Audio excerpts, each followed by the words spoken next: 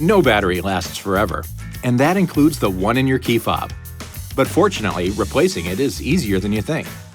All you need is a small, flat blade screwdriver and a new battery. In this case, a CR2032 3-volt.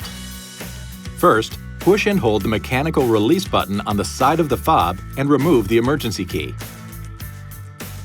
Insert a flat blade screwdriver into the gap on each side of the emergency key slot. Carefully pry both sides to open the cover slightly.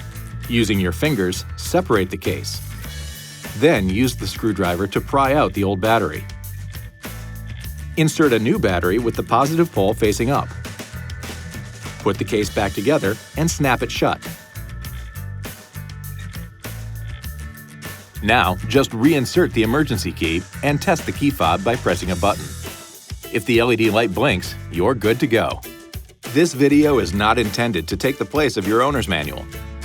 For complete details and other important safety information, please see your owner's information.